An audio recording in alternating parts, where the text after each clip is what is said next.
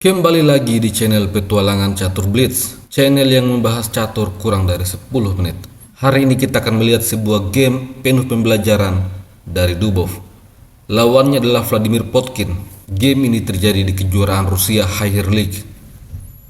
Dubov memulai dengan D4, dijawab D5, setelah itu C4, gambit mentri.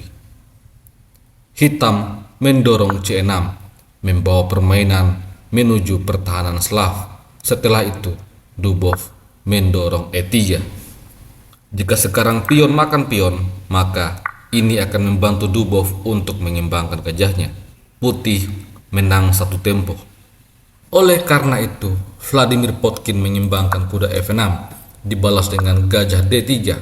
Setelah itu, E5. Persiapan mendorong E4. Dubov memilih untuk mengembangkan kuda C3, membiarkan pion E4 didorong. Gajah tentu saja mundur ke petak C2. Setelah itu, gajah E7. Di posisi ini, Daniel Dubov mendorong F3 menantang pion senter, pion makan pion, kuda makan pion. Kemudian, gajah G4 mempiring kuda. Dubov merespon hal ini dengan rokade. Daniel Dubov memanfaatkan lajur F yang menjadi setengah terbuka untuk bentengnya. Selanjutnya, Vladimir Potkin rokade untuk mengamankan rajanya. Lalu, menteri D3. Langkah ini adalah langkah tunggu. Jika kuda salah melangkah, maka skakmat akan terjadi. Langkah ini terlihat sangat sepele, tetapi bahkan Grandmaster sekelas Dubov pun memainkannya. Oleh karena itu, kita juga perlu memainkan langkah seperti ini. Vladimir Potkin kemudian membawa kudanya ke petak A6, bersiap forking pada gajah dan juga menteri. Tentu saja A3 mencegah kuda melompat ke petak B4. Setelah itu, gajah mundur ke petak H4. Hitam ingin menggunakan gajahnya untuk mengeliminasi gajah putih. Oleh karena itu, Dubov membawa kudanya ke petak H4, bersiap untuk memakan gajah jika gajah mundur. Vladimir Potkin menarik mundur gajahnya, tentu saja dimakan oleh kuda. Setelah itu, pion makan kuda. Di langkah selanjutnya, Daniel Dubov menukar pion C. Jika pion ini diambil dengan kuda, maka E4, putih akan punya pion senter yang sangat kuat. Apabila kuda makan kuda, maka pion makan kuda. Kembali lagi, pion senter ini akan sangat berpengaruh untuk kemenangan putih. Oleh karena itu, pada game sesungguhnya, pion makan pion dibalas dengan gajah B3, langsung memberikan tekanan pada pion D5. Pion ini adalah pion lemah yang menjadi sasaran serangan bagi putih. Vladimir Potkin selanjutnya menarik mundur kudanya ke petak C7, lalu gajah dikembangkan ke petak D2 menghubungkan kedua benteng. Setelah itu, kuda bermanuver ke petak E6. Kemudian, benteng A ke petak E1. Benteng ke petak C8 mengontrol lajur C. Lalu, benteng E2. Persiapan untuk menyusun benteng. Di posisi ini, Vladimir Potkin membawa kudanya ke petak G5. Dia ingin melakukan forking jika benteng bergeser ke petak F2. Sebagai contoh, jika benteng ke petak F2, maka kuda G ke petak E4. Kuda makan kuda, kuda makan kuda menyerang benteng. Benteng F4, kuda mundur ke petak F6. Ini adalah keunggulan untuk hitam menurut analisa Stockfish. Atau jika kuda makan pion, maka kuda makan benteng menyerang menteri. Setelah kuda makan kuda, skak, gajah makan kuda. Setelah itu, jika benteng makan kuda, maka tentu saja hitam menang kualitas. Meskipun menurut komputer, posisi ini adalah posisi yang seimbang. Kita kembali pada game sesungguhnya. Di posisi ini, Daniel Dubov memainkan langkah terbaik. Dia menarik mundur gajahnya ke petak E1, membiarkan kuda masuk ke petak E4. Jika sekarang kuda masuk ke petak G4, maka ini adalah kesalahan fatal karena kuda makan pion.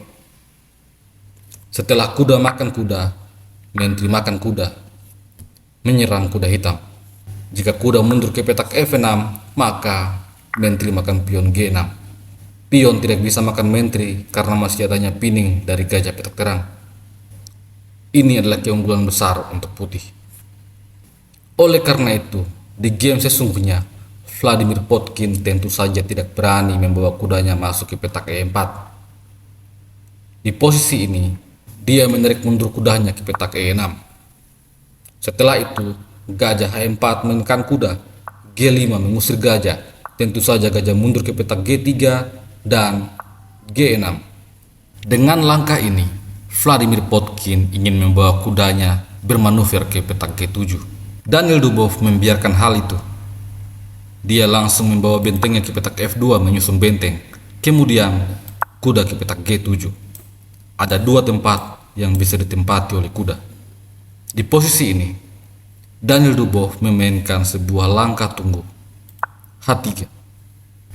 Jika kuda berani masuk ke petak F5, maka benteng akan dikorbankan. Setelah pion makan benteng, menteri makan pion, menyerang kedua pion hitam. Hitam bisa mencoba langkah terbaik benteng makan kuda, akan tetapi pion makan benteng. Dan setelah kuda ke petak E4 menyerang gajah, ini akan dibalas dengan gajah makan pion menyerang kuda. Kuda makan gajah, forking kepada menteri dan juga benteng, akan dibalas dengan gajah makan pion. Setelah langkah terbaik raja menyingkir ke petak H8, maka menteri E5 skak. Dan jika raja ke petak H7, ini akan dibalas dengan menteri makan kuda. Posisi ini adalah keunggulan sangat besar untuk putih. Kita kembali pada game sesungguhnya. Di posisi ini, Vladimir Potkin menempatkan kudanya di petak H5 menyerang gajah. Langsung dibalas dengan gajah E5 menekan kuda. Setelah itu, hitam membuat blunder. Dia mendorong G4. Daniel Dubov kemudian memainkan langkah yang sangat brilian. Kuda makan pion. Ini adalah posisi yang sangat krusial. Jika kuda mundur ke petak H7, ini akan dibalas dengan menteri makan pion, skak. Setelah pion makan menteri, kuda makan gajah, skak mat. Jika hitam mencoba langkah terbaik raja ke petak H7, ini akan dibalas dengan kuda makan gajah menyerang benteng. Setelah menteri makan kuda, gajah makan kuda. Menteri terancam. Tentu saja kuda makan gajah akan dibalas dengan benteng makan kuda. Putih menang 1 perwira. Kemungkinan lain yang bisa dimainkan oleh hitam adalah menarik mundur kuda ke petak ke-8. Ini akan dibalas dengan benteng makan pion. Hitam punya dua pilihan, mengambil benteng atau menempatkan benteng di petak C6. Jika benteng makan benteng, maka menteri makan pion, skak. Jika skak ini ditutup dengan benteng, maka kuda makan gajah, double skak. Raja harus menyingkir ke petak H8. Setelah itu, menteri H6, skak mat. Atau jika skak ini ditutup dengan kuda, maka benteng makan benteng. Setelah benteng C1 skak, benteng akan mundur. Benteng makan benteng, raja makan benteng. Dan jika raja menyingkir ke petak F8, ini akan dibalas dengan kuda F4 mengancam skak mat. Hitam bisa mencoba untuk memperpanjang nafas dengan menteri D5, akan tetapi gajah makan menteri. Setelah misalnya kuda ke petak D6 untuk menjaga petak F7, maka gajah makan kuda. Skakmat pun terjadi. Kalau di posisi ini bentang ke petak C6 untuk menjaga pion G6, ini akan dibalas dengan kuda makan gajah, skak. Menteri harus makan kuda. Setelah itu benteng makan benteng, double skak. Setelah raja menghindar ke petak H7, benteng H8, skakmat pun terjadi. Kita kembali pada posisi ini. Kemungkinan lain yang bisa dimainkan oleh hitam adalah menempatkan benteng di petak C6 untuk melindungi kuda. Namun ini akan dibalas dengan kuda makan gajah. Menteri makan kuda, lalu menteri makan pion, skak. Pion tidak bisa makan menteri karena masih adanya pining dari gajah petak terang. Langkah terbaik bagi hitam adalah menarik mundur kuda ke petak G7. Dan setelah itu, gajah makan kuda menyerang menteri. Benteng makan gajah, benteng makan benteng. Setelah menteri makan pion, skak. Raja sembunyi di petak H2, G3, skak. Menteri makan pion dan menteri makan pion. Setelah itu, gajah makan pion, skak. Benteng makan gajah, benteng makan benteng. Hitam akan terkena skakmat dalam 5 langkah.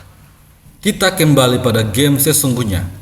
Di posisi ini, Vladimir Potkin memainkan langkah sesuai keinginan penonton. Kuda makan kuda. Daniel Dubov kemudian memainkan langkah yang membuat Potkin langsung menyerah. Langkah itu adalah benteng makan pion. Jika benteng makan benteng, maka menteri makan pion, skak. Tentu saja, jika benteng menutup skak, maka menteri makan kuda. Dan jika gajah mundur ke petak F8, ini akan dibalas dengan gajah makan benteng. Setelah gajah makan gajah, gajah makan kuda. Menteri makan gajah, menteri makan menteri. Ini adalah posisi skakmat dalam 9 langkah. Atau jika hitam mencoba memainkan benteng C6, ini akan dibalas dengan benteng makan benteng, skak. Setelah gajah makan benteng, pion akan makan pion. Setelah langkah logis, kuda mundur ke petak G7, maka E4. Hitam akan tersiksa habis-habisan. Sampai jumpa lagi pada video selanjutnya. Salam Gens Unasumus.